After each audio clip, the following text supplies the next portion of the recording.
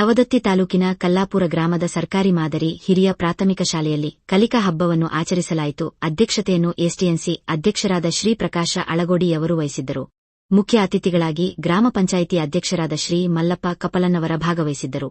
ಕಾರ್ಯಕ್ರಮದಲ್ಲಿ ಎಸ್ಡಿಎನ್ಸಿ ಸದಸ್ಯರಾದ ಶ್ರೀ ಬಸವರಾಜ ಕಡಕೋಳ, ಮಹಾಂತೇಶ ಪಂಚೇನವರ, ಪ್ರಕಾಶ ಮೊರಬದ, ಗಂಗಪ್ಪ ನಾಗನೂರ, ಸಂತೋಷ ಕಣವಿ, ಶ್ರೀ ನಾಗನಗೌಡ ಸಿದ್ದನ ಗೌಡ್ರ, ಶ್ರೀಮತಿ ವಿಜಯಲಕ್ಷ್ಮಿ ಹಿರೇಮಠ್, ಶ್ರೀಮತಿ ಪಾರ್ವತಿ ನರಹಟ್ಟಿ, ಶ್ರೀಮತಿ ಬುಡ್ಡಿಮಾ ಮುನವಳ್ಳಿ ಭಾಗವಹಿಸಿದ್ದರು.